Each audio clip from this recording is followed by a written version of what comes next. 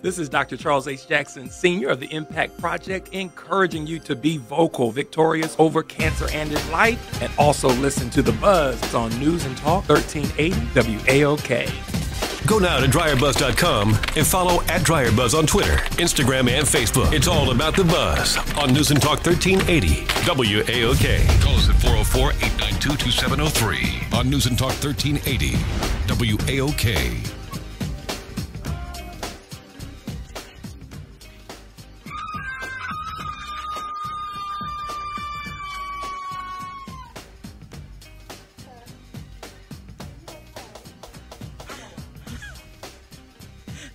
Welcome to DryerBuzz on WAOK. That video has been giving me life all week. All week. Can we play it again? We can't play it again.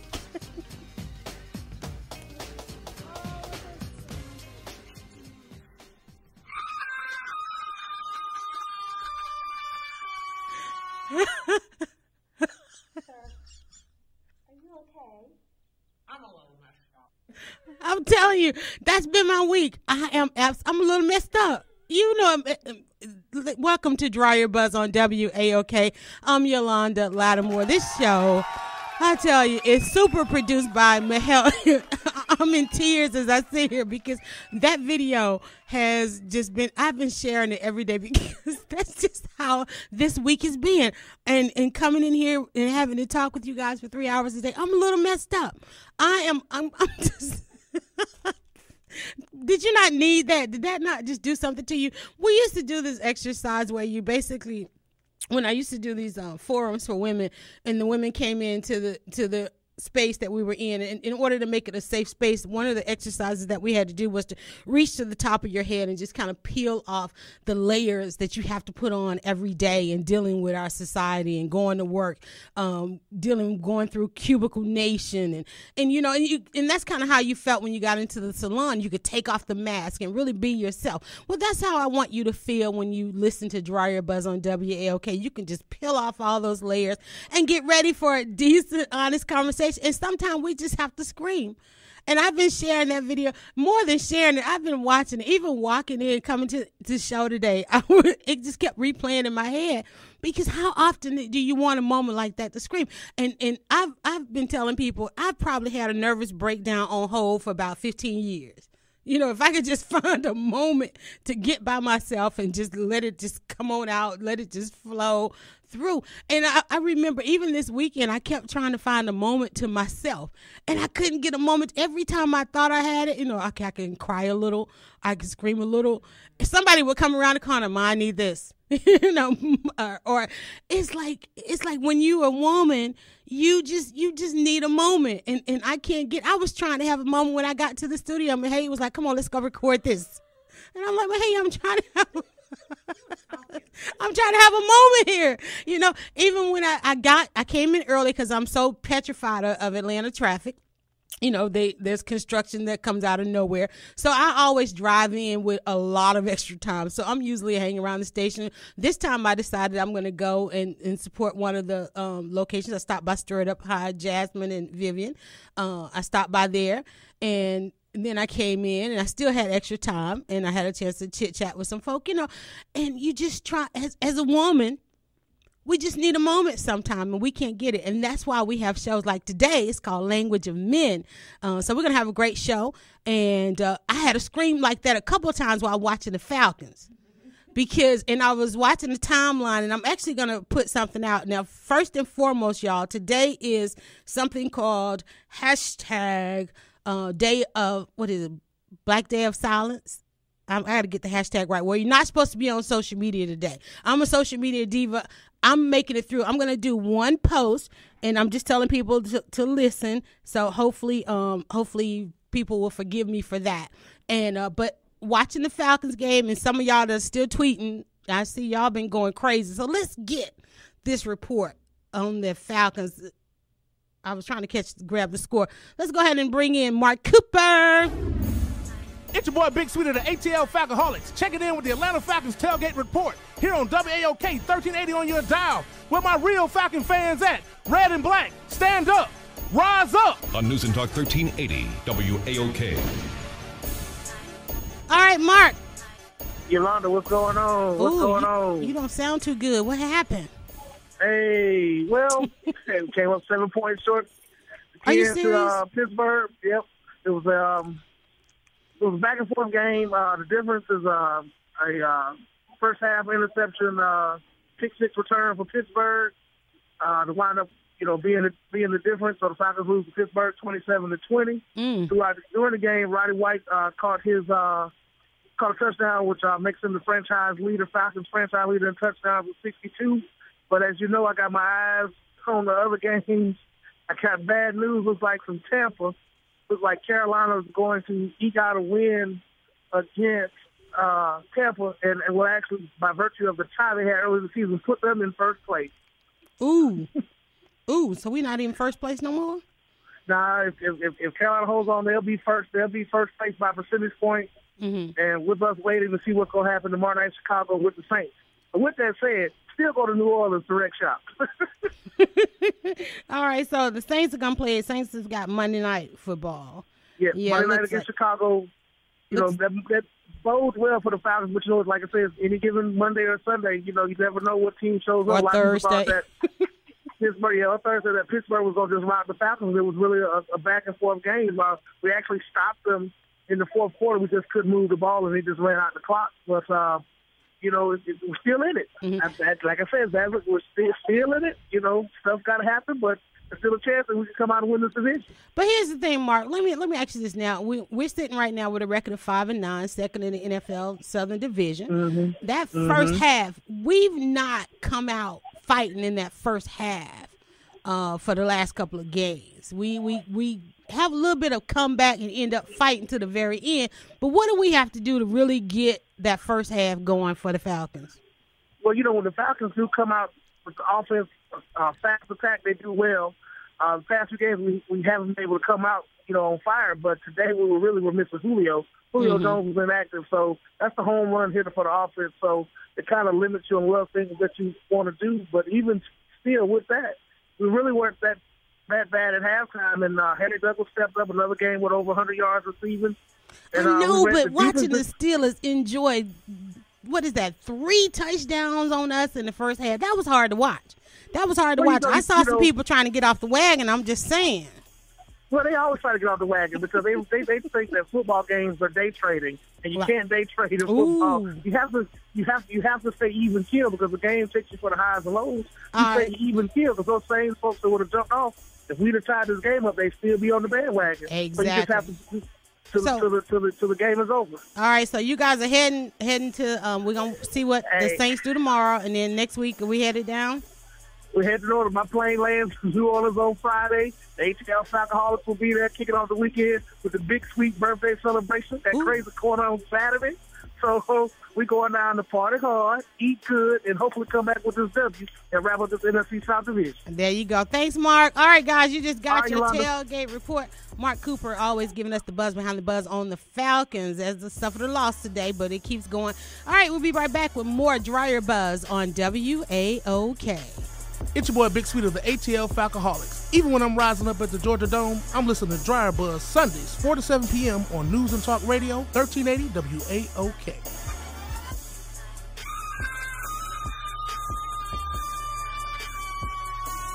Call us at 404-892-2703 on News and Talk 1380 WAOK. News and Talk 13. Hashtag #HairSheBuzz. Get the buzz behind the buzz with Yalanda Lattimore with DryerBuzz on News and Talk 1380 WAOK. Call us at 404-892-2703 on News and Talk 1380 WAOK.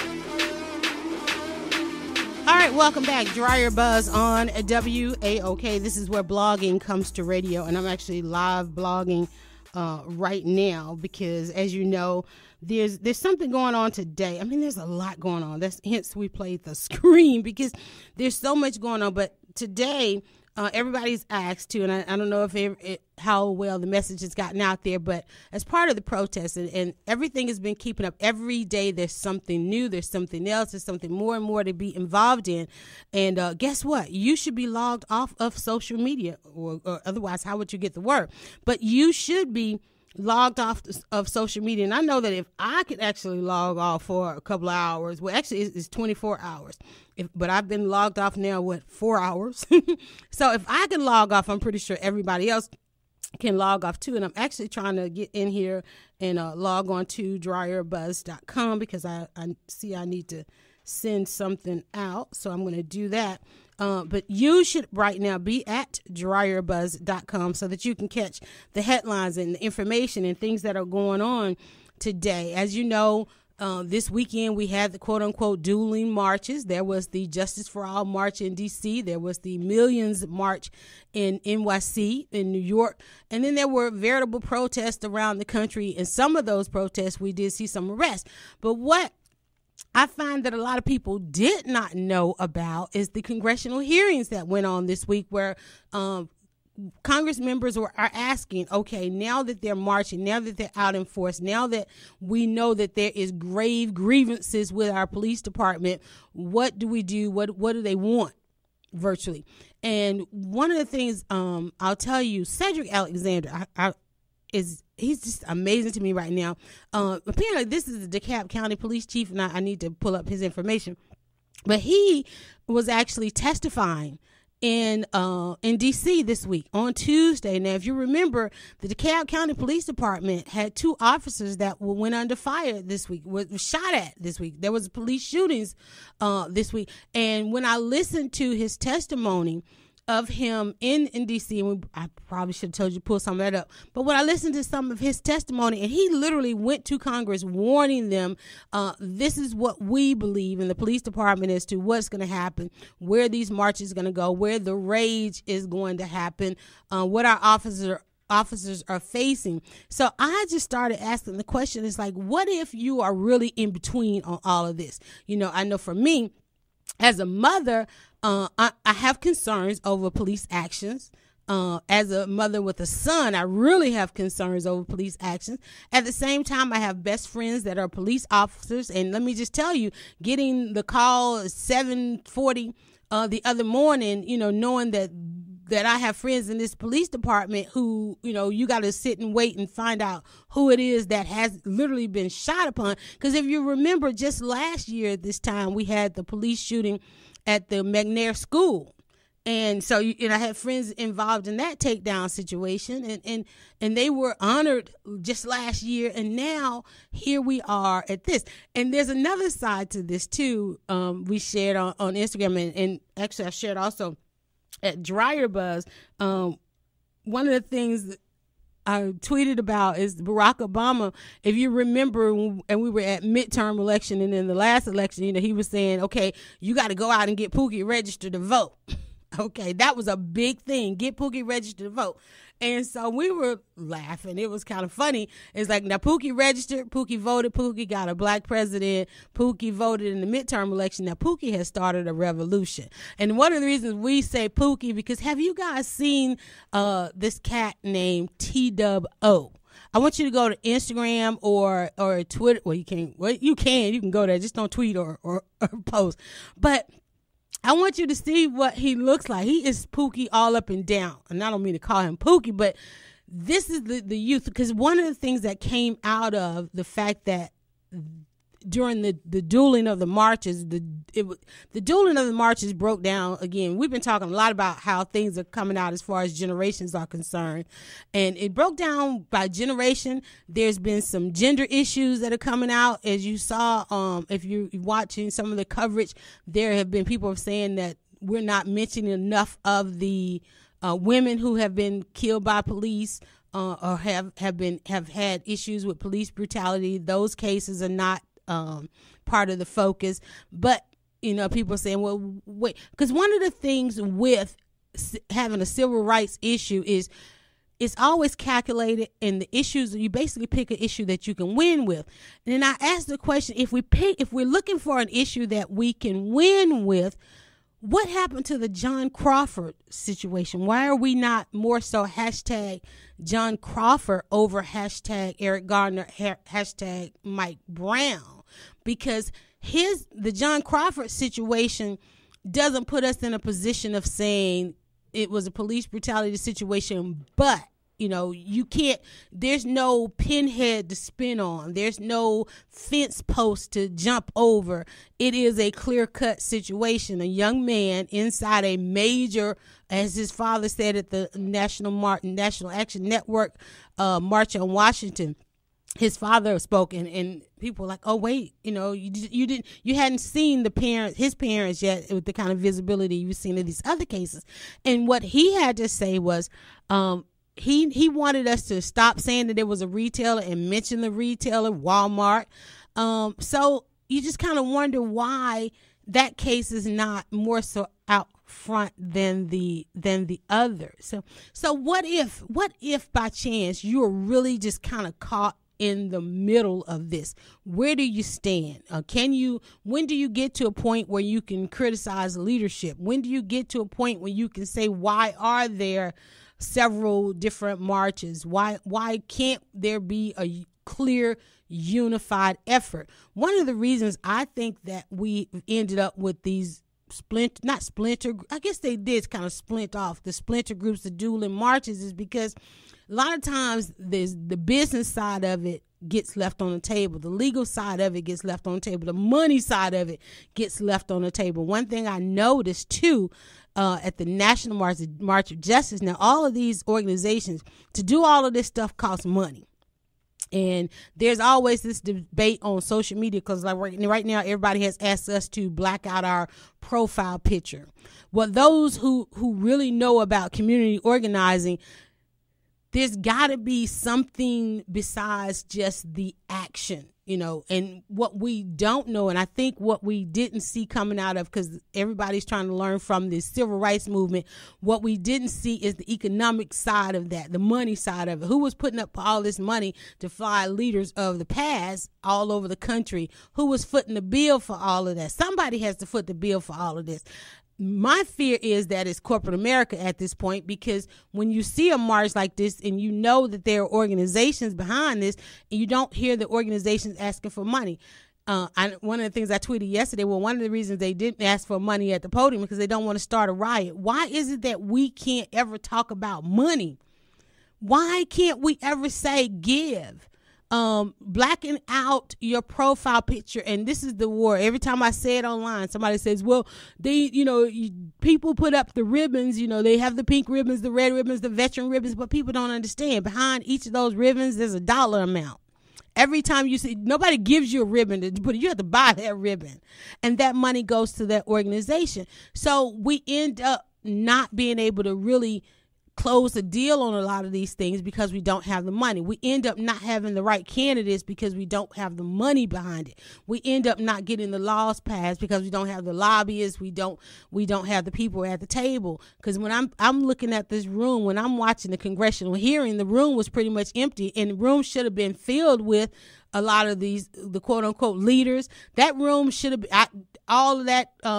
Remember when they were over at Ebenezer and everybody stood up and they had the chants and whatever? The congressional hearing should have been interrupted the very same way. So, let's talk about this. 404-892-2703. We're going to take a couple calls on that. It's like, what if you are absolutely in the middle on this? Every basis and every aspect of this touches you in some way. How do you say it? How do you deal with this? I feel like I'm kind of caught in the middle, because one on the other side of that, being a part of media, and we're going to talk a little bit about Cosby. Cosby decided to speak out, and he spoke out saying that, something should happen with black media. We'll talk about that. But he didn't go to black media to say that. He went to the Post to say that. And if you notice the interview before that, he went to the AP to say it. He hasn't come to black media yet, but he feels like black media should remain neutral. What if we're just all up in the middle on this? How do you get your questions answered? And we want to talk about that on DryerBuzz on WAOK. When we come back, we're going to talk with Joseph. So stay tuned. DryerBuzz on WAOK.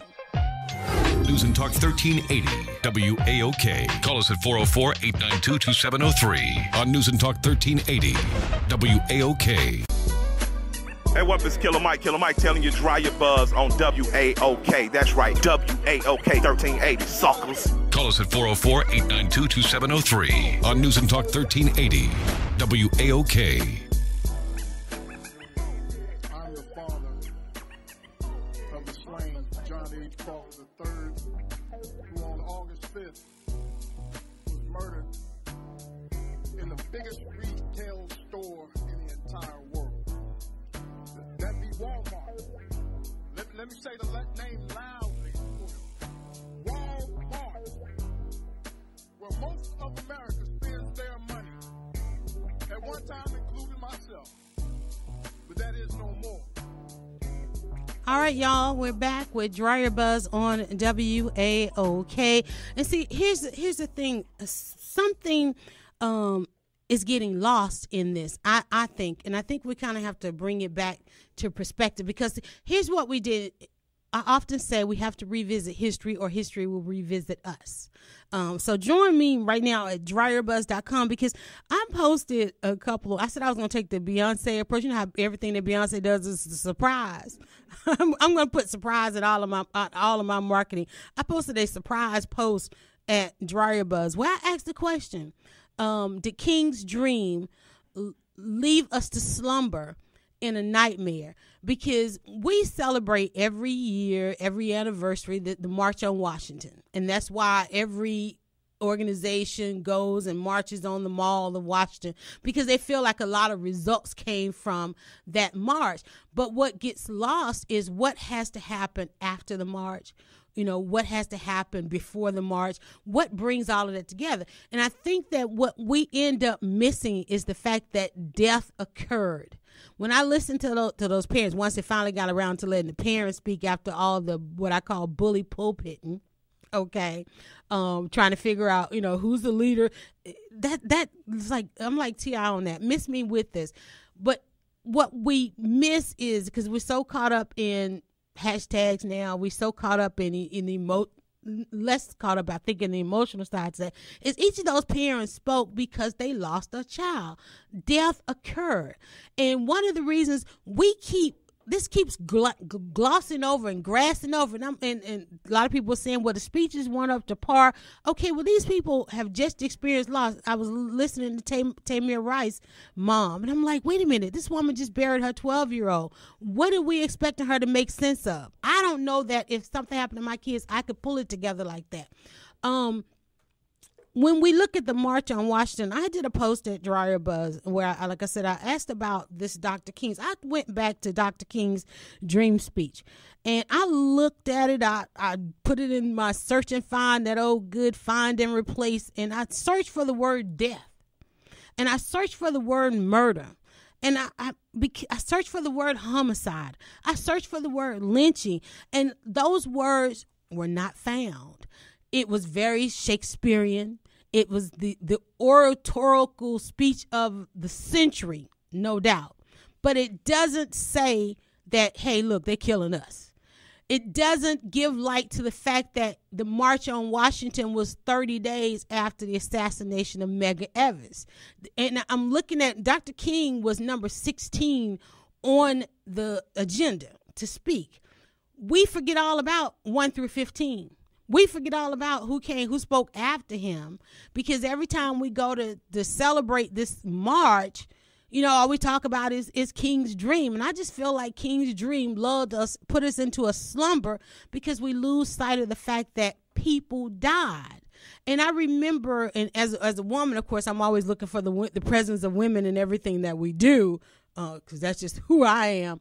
I remember, I wasn't there, but going back and doing all the research that I love to do, I remember, and I actually wrote it down, Medgar Evers' widow was, I think she was early on, she did a tribute to the women of the civil rights movement on that day. And I'm thinking, how did she pull that together? Because she was just recently widowed, just a month of being a widow. Now, never mind the fact that she had been married to this man who wanted to change the world in Alabama and around the world, you know, before Dr. King kind of came to prominence. And it's like we just continue to overlook that. People die. We're not just marching. We're not just It's not about a leader. It's about the fact that death is occurring, and it's occurring in our community, and it's occurring with such a frequency. All right, so let's go ahead and take some calls. I'm going to stick with my rant. We got a couple of guests coming in. You know, we always get into a great debate at 5, but this is the call-in time, 404-892-2703. Let me go ahead and talk with Joseph on one. Hey, Joseph, thanks for calling in and supporting the show. Hey, calling from Boston. Could you hear me? I can hear you just fine, like you're sitting right here with me. If you give me 2 minutes, I'll interrupt. I could break all that stuff down you're talking about. Okay, break it down for me. Okay, 2 minutes uninterrupted. First, this is connected. Before you had Richie on and your show, and Nicole, she's a righteous sister, but she doesn't understand how the white man play us. Okay, we don't. People get mad when you criticize Al Sharpton.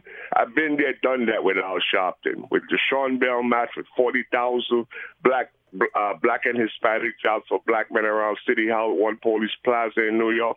It's a game they play. You should say, well, why don't other people step up? Because Mr. Charlie won't let other people step up. If you look at the history, I could get into King, I won't have all the time, but they play a game on us. And black people out there, you need to know that. That's why we're moving backward. You talk about Martin Luther King. Dr. Martin Luther King was a righteous man, but that's how the white man plays us. These young people think the only leader we had was Dr. Martin Luther King. Did you ever hear about Bayard Rustin? Without Bayard Rustin, that March on Washington in 1964-63 would have never happened. The reason why they don't hear about Bayard Rustin because he was enemy number one for J. Edgar Hoover, who was head of the FBI. Because Bayard Rustin was a communist and he was gay, he went undercover and had them videotape him having sex with a man in California. So he couldn't be in the forefront. So therefore, but if it wasn't for him, that march would have never took place in Washington, D.C. Did you ever hear about A. Philip Randolph, head of the Porter Union? Another communist. If it wasn't for him and Bayard Rustin, Dr. Martin Luther King could have never covered it. What about the Black Panthers? What about Snake? What about the Black Power movement? What about Malcolm X? The white man play a game on your young black people. That's why we cannot get with Al Sharpton. Real quick, let me show you how the white man play us with this black and Hispanic coalition stuff. Those days are over with. Puerto Rico's always been on African-American side. That was back in the 60s and 70s. Now you got all different type of group going. I went with a march with Al Sharpton, black and Hispanic jobs from New York, around City Hall. These same two Hispanic leaders from the Dominican Republic, Herman Montserrat, who represent my neighborhood in Queens I grew up in. Another one, Pineda, out of Washington Heights with the largest Dominican. Okay, that's 2 minutes. 2 minutes. That's 2 minutes. Thanks so much. I know you don't really want to uplift black people. You're just there for the. Now, how you going to say that, Joseph? Because I'm saying something important. You can give me a little bit over 2 minutes. I watch. You're going to be talking the same thing 20, 30 years. Okay, send me a white paper. Send me a white paper. Go write a blog. Because I understand everybody has something to say. Now, you did mention A. Philip Randolph. Now, A. Philip Randolph did the opening remarks at the March on Washington, and he was number 3. Let's see. And then they had Eugene Carson, and then, of course, it says Mrs. Medgar Evers. Now, again, like I said, she gave the tribute to Negro women fighters for freedom. She spoke about Daisy Bates, Diane Bevel, Mrs. Herbert Lee, Rosa Parks, and Gloria Richardson. Okay, and we may mention them at Women's History Month if anybody even knows when that is. Of course, it's March. We know that. But then you had John Lewis, and you had. I mean, the list goes, like I said, Dr. King was number 16. And then we had this very Shakespearean speech from that where we never mentioned the fact that we were in a decade of assassinations. We never mentioned the fact that, guess what? Months after the March on Washington, America assassinated its president. What? After the March on Washington, this is August 28th, 1963. After the march, August, September, October, November, America assassinated its president. So here we are, 51 years later, we need to revisit history because history is going to revisit us. Okay, I gave Joseph his 2 minutes. He wanted a show. So when we come back, let's talk to Adam, Love, and James. All right, and then we're going to reset and get ready for the debate. Adam, Love, and James, you are next on DryerBuzz on WAOK. Go now to DryerBuzz.com and follow @DryerBuzz on Twitter, Instagram, and Facebook. It's all about the buzz on News and Talk 1380 WAOK. Call us at 404-892-2703 on News and Talk 1380 WAOK. #HairSheBuzz. Get the buzz behind the buzz with Yalanda Lattimore with DryerBuzz on News and Talk 1380 WAOK. Call us at 404-892-2703 on News and Talk 1380 WAOK. All right, you're back with DryerBuzz on WAOK. This is the Sunday dinner. This is how the conversation you ought to be having around the table. And we're going to go right back to the phones, and everybody's calling in at 404-892-2703. Let's go ahead and get Adam from Snellville. Adam, thanks for calling and supporting the show. Hey, Yalanda, how you doing? Awesome. It's been a minute. I'm still locked into you on Twitter and all that, though. But it's been a minute. Not today, right? You're not locked in today, right? Because we're not tweeting today. No, I'm talking about it. Doing the work and all that other thing. But I don't know. Sound like you're asking where's the disconnect between the civil rights movement from back in the day and the movement today? The disconnect is, why can't we call a thing a thing? Why aren't we just saying death? You know, when I go back, because I feel like we have to revisit history or history revisit us. And when I look back at the March on Washington, remember we just had what was the 50th anniversary. And right. it was all a bunch of pomp and circumstance, and we still, even at that time, we won't acknowledge the fact that that march took place during a year of assassinations, in a decade of assassinations that continued well. It's almost like after that march, the assassinations were kind of amped up in the fact that the country, powers that be, whomever, assassinated the president at the time, you know. So here we are now. We're still marching on Washington, and we're not acknowledging the fact coming out. I mean, there's something that's not happening with us in the fact that we just watch millions march on this Saturday over death, but we won't call it that. We won't just literally say the fact that people are dying. And I'm caught in the middle, because, and what if you are caught in the middle? You feel for the victims, you feel for the police.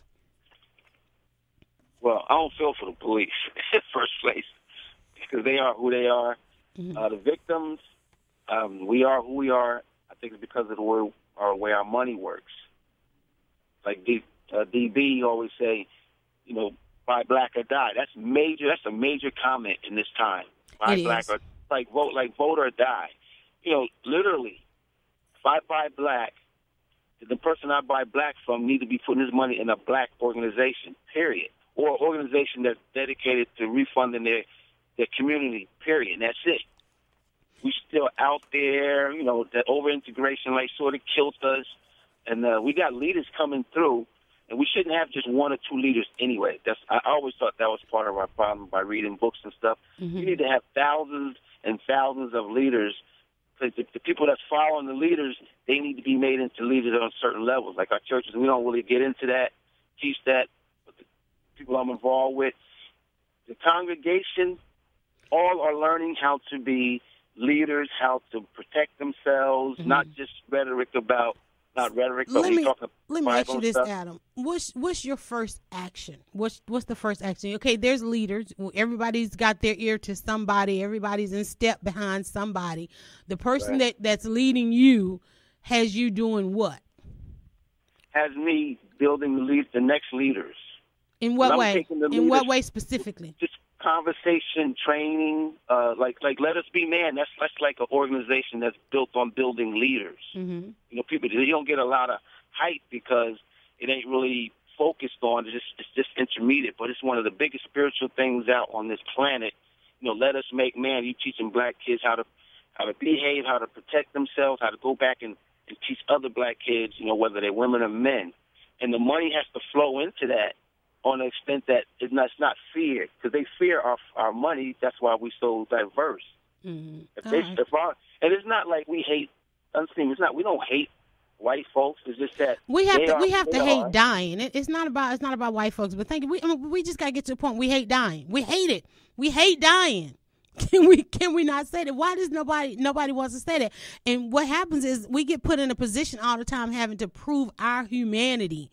Why is it that we still have humanity and morality? Because America's asking the big questions. Black folk ain't retaliated yet. That's why you have something called the NRA, the Nervous Retaliation Association, the Nervous Retaliation Association, because everybody wants to know when and how we're going to retaliate. Let me go to Love over in Bankhead. Hey, Love, thanks so much for calling and supporting the show. Hey, how you doing? How y'all ladies doing this evening? We're doing awesome this Sunday. Okay, well, I would say first and foremost, I really believe that Al Sharpton is being paid to basically disrupt what's going on. I mean, from what I've seen now, he's turned the whole mantra from Black Lives Matter to All Lives Matter. We got to remember that Al Sharpton got his start on late-night talk shows like Morton Downey Jr. and Geraldo Rivera. He's always been their trigger man to keep things moving and having us point fingers at each other. So is it his history? Sharpton is just going to have to face that history going forward. Is that what it is? His history is, let's think about it. I mean, how many cases has he been tied to that have won their legal case? That's the question that everybody is asking. And you can't deny that. And when you think about it, and one of the reasons is because the two cases that he was not involved in these recent years received convictions. Thank you so much for calling and supporting the show. Let's go ahead and get James in before we get to our debate. Hey, James, calling in from Atlanta. Thanks so much for supporting the show. Hey, how you doing? Awesome. Hey, you said if we don't revisit history, or we have to revisit history, then history revisits us, right? Right. We have to revisit history, or history will revisit us. And here we are. Well, everybody keeps wanting to march, but we won't go back and really look at what happened with the marches. Well, first and foremost, we got to look at it like, really has marching helped us? Because if you go back and look at and read one of Malcolm X's speeches, the political football speech, the same thing they was asking for then is the same thing we're asking to fight for now. And right. And one of the first things we got to do is realize who we are. Everybody says that, but don't nobody really follow through with that. And what I mean by that is we still walking around calling ourselves African Americans. Mm-hmm. They wasn't calling us African Americans in the 60s when we were fighting for what we shouldn't have been fighting for, which is civil rights. We should have been fighting for human rights. But first and foremost, we need to realize we're not African Americans. Mm-hmm. Let me ask you this. When Malcolm X was assassinated, that particular day, the speech was right there that he was going to give. What happened to it? Who gave it? A couple of weeks later, did anybody give that speech? Did anybody pick up and let us know what was he getting ready to say? No, not that I don't think anybody gave. Right. The speech was actually online. Does anybody go out and Google the speech and read it? I did. I know I did. Yeah. I did, and that's what I'm saying. If you read the same things that we were fighting for back then, it's the same things we're fighting for back right now today. Right, but we're doing the same things that we did back then. So what is it we're going to do differently? For one, we got to realize who we are. You just said if we don't recognize history, or then history starts to repeat itself. The history is we was marching then, begging some people that oppressed us for something. Right. It's time to stop begging. First of all, we got to realize who we are. Let me ask you this. Congress, okay now they put out that we're going to be in D.C. on Saturday. Congressional hearing. Wait. Okay. Congressional hearing was Tuesday. Okay. Nobody went up early and went to the congressional hearing where Congress was saying, okay, what do you want us to do? So now Congress says congressional hearing on Tuesday, you arrive on Saturday to say we need some congressional intervention. What's wrong with that picture? Well, my thing is Congress shouldn't know what we're going to do when we're about to do what we're going to do, or anything. We the only ones should know that. No, because we need some laws passed, right? We need some laws passed. Come on. See, here's the thing. So the thing is, it's a do law we not? You said we need to do something differently. Do we not need laws revised or passed at this point? And the people who author those laws, isn't that part of Congress? Isn't that what they do? And they had a meeting on Tuesday. So you look at, like, let's say what they call Black Wall Street. There were laws then, right? But they wiped out an entire town. And I say this all the time. They should have had to wipe out Black Wall Street over and over and over again. Exactly. They should have. They wiped it out. We should have rebuilt it. Wiped it out. Rebuild it. We're not there. We're not there yet. And so here we are now. The more we integration. You was talking about Martin Luther King. The integration and everything. It took us further away from being who we are. Now we're so into the system. We came so far into the system. It's almost like we can't even turn around because, hey, I got bills to pay. I got kids to there it pay. is. There it is right there. He got bills. Yeah, I can't get in that fight, man. That's for somebody else. I actually had somebody tell me that. Hey, I don't want my son to join that stuff. All right. That's not for us. Thank you so much. Thank you so much, James. We got to get ready to take a break. But that's it. That's it in a nutshell. Okay, Marcus, you're gonna get us on the other side before we run into the debate. And we're listening to DryerBuzz on WAOK. Call us at 404-892-2703 on News and Talk 1380 WAOK. Breaking news, sports, weather. Get DryerBuzz on SoundCloud and YouTube to hear snippets from the show. It's all about the buzz with DryerBuzz on News and Talk 1380 WAOK.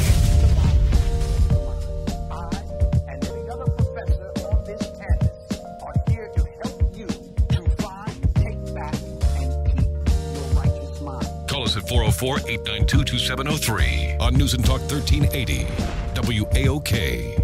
All right, guys, welcome back to DryerBuzz on WAOK. You know, it's the 5 o'clock hour, and we normally roll up into a good debate, but we kind of got it started early, and the phone lines will still be open throughout the debate. You're going to hear us talking, and you can put in your 2 cents, 4 cents, or get 2 minutes, as Joseph would say. I'd gladly give you 2 minutes. 404-892-2703. I'd love to say tweet me and Instagram me and Facebook, but social media, we're supposed to be logged off today. And I keep trying to get the hashtag right. Black Day of Silence. I think it's hashtag Black Day of Silence. And here's the thing. So much is being thrown at us as to how we're supposed to react and respond to all of this. There's something new every day. And that's going on today. It started at noon. It's supposed to go to noon tomorrow. And we talked with James earlier, and he was saying we continue to do the same things, and we just not getting the results that we need. But let's go ahead and take a comment from Marcus. Marcus, thank you so much for calling and supporting the show. Hello there. How are you today? Can you hear me at all? We can hear you great.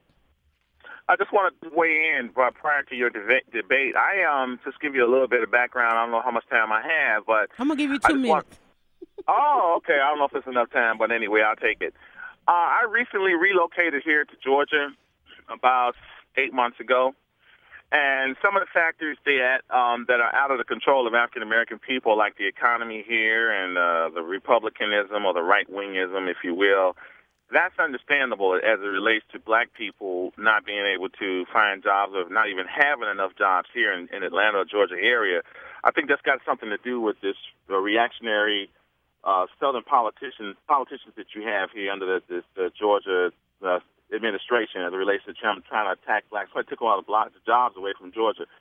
But I waited to finish a master's degree at a great school and moved out here and can't find employment. But one of the major problems that I've had since I've been here, not so much as inability to find a good paying job, is what I've noticed about African Americans here in Georgia. Okay, so when we look at what white people are doing to black people, what we really need to do is take a minute and look at what black people are doing to one another. And what I've noticed here in Georgia since I moved here 8 months ago has been really appalling. The level of illiteracy that I've seen here amongst African Americans is just unbelievable. Okay, and the number two thing that black people need to address. If I were a white person looking at it, I probably would have the same position that white people have. It's the level of racial self-hatred that I see here, the classism that I see here in Atlanta and the Georgia area as it relates to blacks who don't have education, who are angry at the blacks that do have education, okay? And what I've seen is this level of racial self-hatred here in Atlanta and the Georgia area is just absolutely appalling. And if I were a Caucasian person and I were in a position of power and I saw how black people acted toward one another, I wouldn't want to deal with black people either. All right. Tell us how you really feel. And see, here's where not that I stopped listening, but here's where I stopped listening, is that we try to own a stereotype there. you know, when we say the whole self-hate and how black people treat black people, guess what? That's kind of how humans treat humans. And a lot of times white people, for the sake of trying to support him in this argument, we're too concerned with people looking in. We're too concerned with how, because guess what? White people treat each other the same. This whole argument of how we treat each other within a culture, that goes on within every and all cultures. We can't deal with what's going on with us because I think personally we spend too much time wondering how people are looking at us as opposed to what are we doing for self. Okay, yeah, self-hate is out there, but every culture on this planet has an issue with self-hate. Every culture. Experience it everywhere. No more than in New York. I will tell you, I was in New York, and I sneak off to New York every now and then. And I take the bus out to the pier, and I'm sitting on the bus, and you want to experience every culture. Get on the bus in New York, and I'm looking around, and I'm like, well, everybody, all of these things that we believe about black people, it happens to everybody. Okay, now joining me for the debate. Normally, second Sunday, we usually try to call it language of men, but with everything that's going on in the headline, I'm still gonna give leeway to the language of men. I have Stepp Stewart, who's back in town from Houston, and he puts on an amazing holiday show. Your family should already have tickets. And it's called A Soulful Christmas. Yes, Stepp Stewart's A Soulful Christmas. Hi, everybody. Man, I tell you, let me just tell you, musical. Every holiday song you love, every Motown. Can we say Motown group? Yeah, okay. Yes, I mean Motown group because that actually shaped our soundtrack for our holidays. That's right, and it's literally you virtually sit there and you don't sit there because you got to get up and dance, but it's literally a soundtrack comes to life on stage. That's very good. Yes, that was a wonderful way to put it because it really does. A Soulful Christmas is that one musical that we have that we can actually call our own because I didn't personally grow up with a Nutcracker. Okay. I have no idea what that means to me at the holidays. Right. My grandmother was a Nutcracker. When she came in with that big old box of pecans, you knew it was time to shell some nuts. Right, and that's what it was. It was sitting on the coffee table. That's what Nutcrackers mean to us. You weren't supposed to touch that. Right? Yes, it has nothing to do with the ballet, which is great. Now, as a dancer, I appreciate the Nutcracker for what it is, but for African Americans to see themselves on stage in this type of holiday event, it's beautiful. Right. It's beautiful, and it speaks to what we know is holiday to us. When we hear the Temptations singing Silent Night, we know it's Christmas. When we hear Michael Jackson singing Santa Claus is Coming to Town, we know it's Christmas. And of course, Donny Hathaway with This Christmas. It's a beautiful experience to come and see A Soulful Christmas. Yes, and as a matter of fact, to speak to that, because one of the callers were saying, we don't do enough for ourselves, and even Mahalia was talking about this new movie that's out, Exodus, that kind of rewrote the history of Egypt and the faces and all that. But here you're putting on a production where it's full of us. It's full of us, and including the Chocolates, which are the soul version of the Rockettes. I worked with so many Rockettes in New York, and to see only one or two of us on the line, meaning African Americans, I said, why not start our own version of what this really is? Because at the Cotton Club, the Rockettes that name was stolen from the Rockets. The Rockets used to dance uptown in Harlem, and then all of a sudden the Rockettes show up at Radio City downtown. Right, and one of the reasons I asked Stepp to jump in on this debate because I personally believe, and when we talk about you have to revisit history or history will revisit us, is where I find truth in this city, in the South. Okay, behind the media wall that we exist in, the one place that I still can find the truth is when I go to the theater. Yes. The history is there. There's truth there. And I can see myself. Stage full of people who look like me. Because it's all about expression. And we want to express ourselves as artists. And sometimes when I've been in many quote unquote white shows, on Broadway, and I was the only quote unquote token black, and which I was, of course, at the time happy to have the job. But when I got out and was grown enough to figure it out that I can do these things on my own, and Bubble and Brown Sugar was the first African American all African American show that I'd ever done, and I loved it. I loved it, and it wasn't until my adult life that I got a chance to do that. And so I said, why don't I just go ahead and trust myself? And that's what I had to do. I had to trust that I could actually do this and not be afraid of someone telling me no. All right, I'm going to grab some paper because, when we do the Language of Men show, Mahalia and I end up taking a lot of notes because I love the way the guys talk. I've got to bring in Gerald Rose. We're going to do that introduction on the other side. Okay, we're going to do it now or? Okay, well, and also as part of the debate, we've got Gerald Rose. Probably needs no introduction, okay? But you guys are out there marching and you want to know what happens after. So Gerald is here also because the question I put out about to you, Gerald, is can communities and policing coexist? And I know that you've got your hand in a number of police departments in a number of cases. And when we're looking at these national cases, there's not a Georgia case in the mix. So we want to talk about why that is, and our debate is going to continue. The phone lines are still open, 404-892-2703. They're just a part of the debate. You're a part of the debate. This is the Language of Men. I'm going to be here moderating. You're listening to DryerBuzz on WAOK. Hashtag Language of Men. Come and join the conversation. It's getting hot in here with DryerBuzz on News and Talk 1380 WAOK. Call us at 404-892-2703 on News and Talk 1380 WAOK. Hashtag Language of Men. Come and join the conversation. It's getting hot in here with DryerBuzz on News and Talk 1380 WAOK. Call us at 404-892-2703 on News and Talk 1380 WAOK.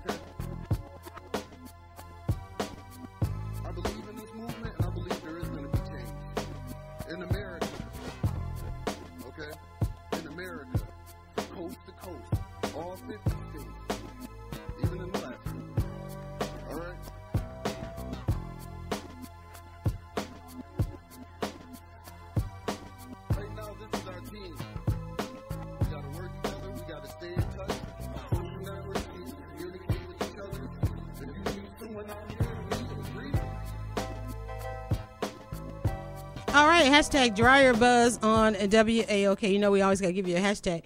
Let me give you this one, hashtag LeVar Jones, because most of you have been circulating the video on your timelines.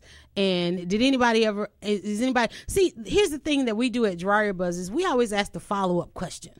Because a lot of times, and as I listen to callers, as I watch timelines, as people react and respond to news and media, is you're being told what to think and how to feel, and the reaction just doesn't do it for me. It should be a little bit deeper. Sometimes we should go deeper. And as I started out the show, and LeVar Jones, I'm sorry, reason I say you guys are showing his video on your timeline, that was a gentleman who pulled into the gas station, took off his seatbelt, because you know how you getting ready to jump out of the car and you doing a couple things before the car comes to a complete stop, and he popped off his seatbelt, pulled into the gas station. He was going to run into the gas. He wasn't really buying gas. It looked like he was going to run into the store, and before he can get out of the car, the police threw the lights on. The police looked like police came out with his gun, and he told him, he said, "Let me see your license and registration." Well, LeVar goes to reach back in his vehicle to get his license and registration, and as he's reaching into the vehicle, the cop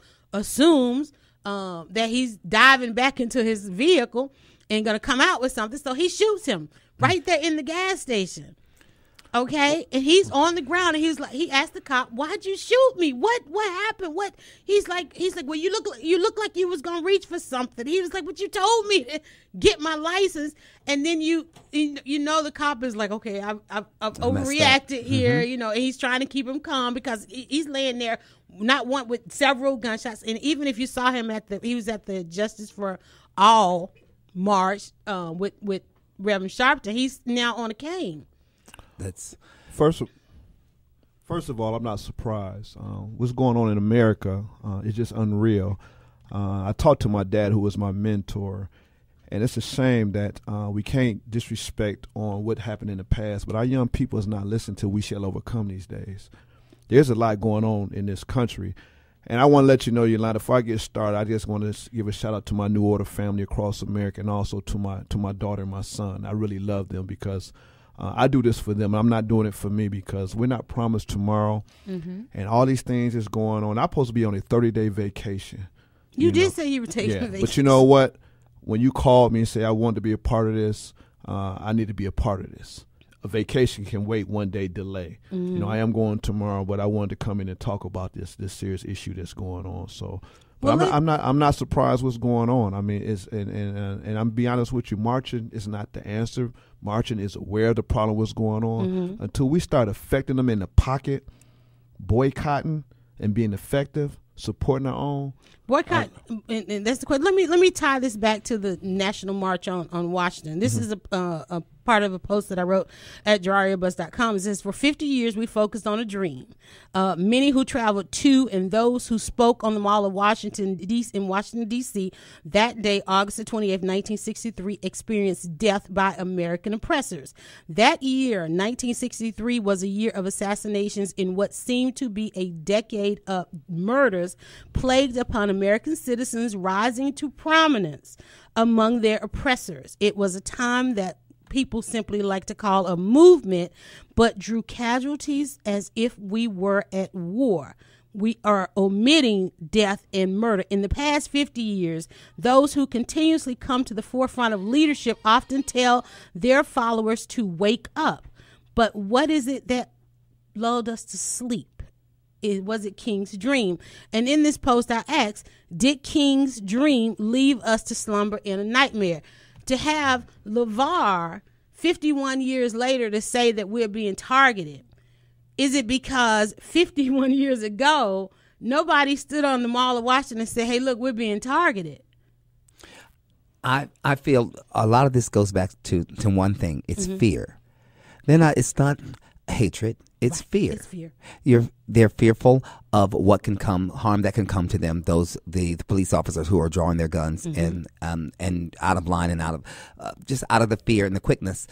But we have to be aware of that fear that is there, so that we can help to better ourselves and be safer about we can march all we want to. We can say this is wrong, but we also have to be aware and make it happen within ourselves. If I know that the cops are going to pull up on me, even though he didn't have a chance because he did what he was asked to do, and the trigger happiness of the individual cop who did the shooting, it's just once again driven by fear. So how can we make our not just young people and not just men, but African American females as well? How can we better protect ourselves if we know that fear is already there? Right. So we're doing ourselves a disservice if we are just trying to stand on our own pride. Pride is not going to protect you. Pride is not going to stop a bullet. Smarts is going to stop the bullet. Because LeVar asked the question, LeVar Jones, and then also Crawford, the Crawford case. So you got the LeVar case, you got the Crawford case. Both of them asked the question of the audience, who here today has a fear of the police? Well, first of all, how many men absolutely have a fear of police? I know in our community, they look at the cops as the enemy now. We don't look at them as protection. We always say we got to get back to something. At what time in history were they thought of as protection? At what time? That's a good question. But I know back in the day when I'm still young, but when I did see the police, it seemed like it was for protection. But now, you know, when you see the police, you know, it's like, okay, they're like the enemy, but all police are not bad. Right. For the record. No, it depends on where you live. Right. And I'll be honest with you, got some black policemen out there are even racially profiling as well as being bad. You know, so it goes both ways, but you would never see all black police could I say beat up a white guy. You know, you might see it, but it's not being heard. You know what I'm saying? It's different. It's different avenues because of your race. Right. What's going on? Here's the thing, too. Oftentimes, what makes it, we only believe what happened is what we see in the media. That's correct. And one of the things that I've said and I've been watching this week is that police are out for everybody right now. I don't want to say it that way. Bad cops are attacking everybody. Okay? Why though? Well, that's the question, and one of the things we have to ask, because when I looked at the, like I said, on Tuesday there was a congressional hearing about this, and you listen to the stats and you go, well, it's not just happening to black people, so why is it that the march is only about Black Lives Matter? You know, why is it we've only picked these certain number of cases when if everybody is experiencing this, why is it that we're on? When it comes to handling the black matter, we got to take it to the streets as opposed to Congress, as opposed to the Department of Justice. Why is it that if something happens to me, I've got to go to the Department of Justice? It's not going to be handled on the local level. I'm not going to get the instantaneous action from it that everybody else will. That's very good because you're absolutely right about that. It seems that that's the MO that we know. We do take to the streets because that's how we were brought up, and we feel that there is strength in numbers. So that's what we're taught. If we don't have the economics to make things happen with lawyers and that sort of thing, we have to do grassroots. So I believe that's maybe the only way, unless you can get enough celebrity status to make it aware to everyone, or political status so that everyone can make a move on that. What do you think? Yes, and I like that the athletes today are starting to come out and say, I can't believe that LeBron James and Derrick Rose, because back in the day you had the Muhammad Ali's, Jim Browns, they stood up when things like this happened. So I'm starting to wonder, Olympics. Why athletes today is not saying nothing. Now they realize there's a problem going on. Even Kobe Bryant spoke up. Yes, because it's when you think about it, it's your brother, it's your father, it's your cousin, it's everyone. It's not all about the money. It can't be, because you can't spend the money when you're dead. Because a lot of these athletes come from bad communities. That absolutely. So they know it actually hit home. Right. So. I think let's talk about social media for a second, because the fact that because of social media we can see it faster, that's right, and we also can document it faster. Exactly. So therefore, people have to be held accountable, right? And that's what angers us probably the most, because it's so blatant, and the Michael Browns and all of this stuff, things that we see, it's right in front of our face. He's being choked on the street. What are you not seeing? Right. You as a jury, what are you not seeing? You as anyone who has a debate about it, what did you not see? Because half the world saw that same video. Right, and there's more video out there that people should watch, and you look at it. In fact, that you watch it and you see that aid was never rendered. That was just insane to me. All right, you're listening to DryerBuzz on WAOK. It's our Language of Men show. The fellas are speaking out on this and giving you their opinion, and we'll be right back. We're going to give you some more DryerBuzz on WAOK. Hey, this is DJ Logic, and when I want to get the buzz, I listen to News and Talk Radio on 1380 WAOK. Breaking news.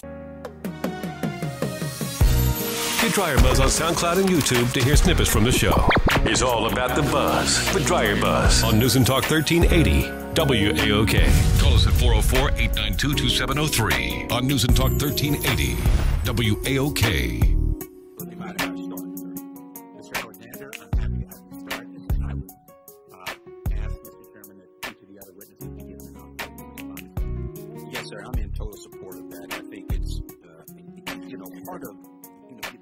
Part of what we're experiencing across this country right now is a failure by many Americans, not just African Americans, but Americans across this country, to feel a total disconnect from the criminal justice system. In light of the Michael Brown shooting, the Eric Gardner case, it has become more pronounced. I think people who are not African American, people who did not have that experience, being African American or color in this country, are beginning to see clearly that something is wrong in our criminal justice system. All right, you're back. DryerBuzz on WAOK. That's the conversation that's going on in D.C. Beyond the marches, beyond the protests that are happening all over this country right now, and we're not at the table. Right. We're not at that table. To speak on it. How we are represented, and one of the things that I wanted Gerald in here on is because he mentions the disconnect. There is a disconnect going on. Georgia is represented at that table because that is the DeKalb County Police Chief, and I think he's Dr. Cedric Alexander. I can't remember if that. He's also over there's one of the unions of the black police officers. So he had several titles there.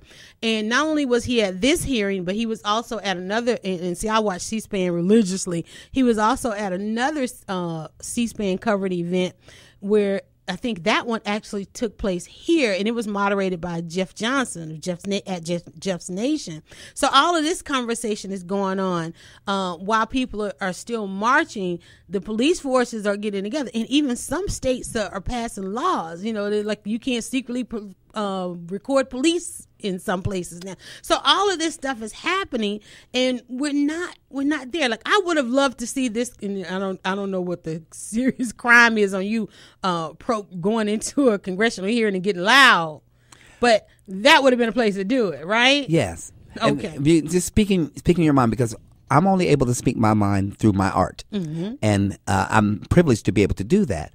And a lot of people struggle to get us there so that we could do it. So that's why we have my show, A Soulful Christmas, so that we can express ourselves and we can say, this is our Christmas. This is how we want to share and pass on to our children how we celebrate the holidays. Mm-hmm. And I don't want... one of the reasons I'm so glad that I have and we have, and it does belong to us. A vehicle. Yes, we have a vehicle. We have a Soulful Christmas at this time, and it's, you know, we can't forget it is the holidays. Mm-hmm. Why are we not celebrating? Why are we having to deal with these issues Right. when we should be celebrating and thanking God for life, period? So we're having such loss of life that tarnishes Mm-hmm. the way we feel during the holidays. And so, you know, coming out to see the show makes you forget about those worries that we have going on around us. And because sometimes that's what we need to do to escape so that we can find out how to get right again. Exactly. And one of the things too, I'm looking at this because people are asking, is like, okay, what do we do? There's the leadership, this, that, and the other. And it's like, they don't give you the alternative. Like, what if you were to just go and fully wholeheartedly support a show? What if, and like I said, we had the March on Washington and we saw maybe 10 organizations up there, but they couldn't ask for support, financial support. Come Monday morning, you know, yeah, they had a march, but come Monday morning, there's some budgetary items that need to be done in order to make things happen. Right. Well, I can tell you what New Order does. We can march and rally, but I always meet with all of the chief of police in Cobb County. Mm-hmm. If there's an issue going on, I have an issue, I'm in their office within 24 hours. Have they asked you? Have they come to you though? Have they come to you because knowing that you can set off a march in a minute? I can tell you, Chief Adcott over in the South Cobb area, Mm-hmm. In Mableton area, if he hears something, he will call me and say, "Hey, Mr. Rose, we did get a complaint or whatever." So there's the respect factor. Mm-hmm. So when I look at the situation in Ferguson on the outside looking in, it looked like there was no relationship between the community or maybe the leaders and the police department. Are we talking about a long time disconnect? Right. But I have that connection. Mm-hmm. You know, so matter of fact, when we went to the march, we had the march in Cobb County Saturday without a permit. Guess who escorted us? The police. Mm. And then after that, when I come back from my vacation, I'm going to be sitting down with them from Austell, Mapleton, Kennesaw, Ackworth. Who's let him know. going to ask them to stop loss of life tactics? We will. Because that's what we've not. That's what we've not heard. Sometimes you can't wait on leaders. You know, Mary Pat, she put up a wonderful post. Yes. Saying that they're the leaders these days is not considered real leaders, you know, and people are very upset.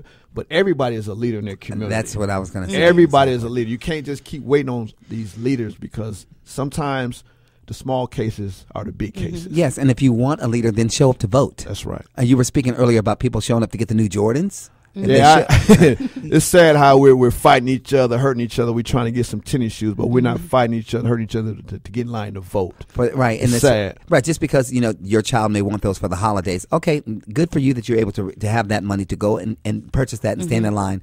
Can we do it in order? And also, can we why not make a donation or just show up to a march, show up to something, say this is what you need for your future because these shoes are going to wear off as soon as they hit the street, and they mean absolutely nothing. I think in times like these, the reason why we can't go and enjoy the show is because we don't have the balance. Right. Yes. We don't have the balance. This and when you talk about African American tradition and African American holiday, you know, like people like me, it's like I'm on this all year long. Gerald, you're on this all year long. Right. You should be able to take 30 days off in December, right? And chill out. You know, I should be able to log off log off for a minute because I felt like I've done this all year long.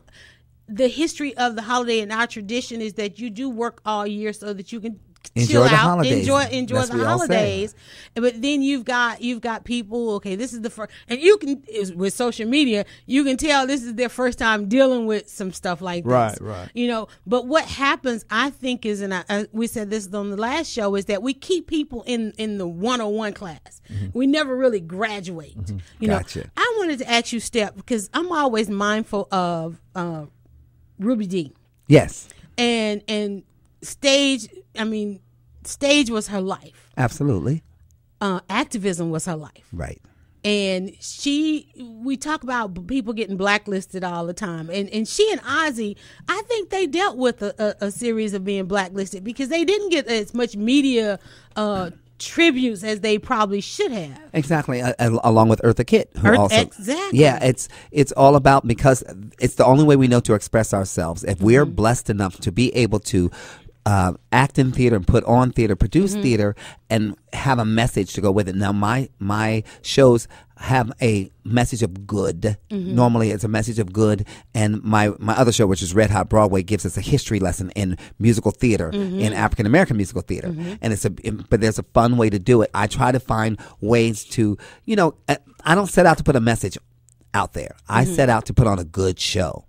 So if I'm blessed enough for a message to come through, which it always seems to, it's truly great. When I saw people leaving the theater in Houston, Texas yesterday, just basically bombarding me for autographs because they were so pleased in what they saw, and they said, thank you for this. We finally have our own African American Christmas show that feels rich and fun, that we can all relate to, and it's not a disconnect because all of that stuff is there. But all out of the soundtrack that you bring to life on stage in both of your shows, they were all involved messaging the music. Absolutely. They all had some aspect of mess. We don't have the people right now are looking for the fight songs, and the soundtrack for this day. What if you had to do a show on today, and not omitting the fact that we are living in a time of death? If you had to soundtrack this today, if they wanted a soundtrack when they was marching, where would we start? And so you're thinking too long. So where is it? Where is that? Where you're absolutely right. Where is that soundtrack that we can march along with and say, it's not. Let's say it's not because I'm happy. I'll tell you that it's not that. But there's got to be a song that leads us. That would basically say the song would probably be called "Wake Up." And that's already been done. Because when you think about OJ's is in your show. Temptations. Temptations is in your show. When I look at the Temptations movie, and I'm thinking about the time when they had to travel across this country, they got on stage and did their thing. But they came through the back door. They came through the back door. Several of them did, and they absolutely they couldn't have black dancers on stage with them. They had they had Caucasian dancers. You look at Frankie Lyman, and he had all white dancers with him because they weren't giving the jobs to the black dancers. And when we come back, I want you to tell me, has that really changed? Has that really changed today? We're going to talk about that. Like I said, you can only get truth in a couple of places. And we're still taking your calls, 404-892-2703. Some follow-up questions we should be asking in this new movement. You're listening to DryerBuzz on WAOK. Across this country right now is a failure by many Americans, not just African Americans, but Americans across this country. Feel a total disconnect from the image of this system. Call us at 404-892-2703 on News and Talk 1380 WAOK.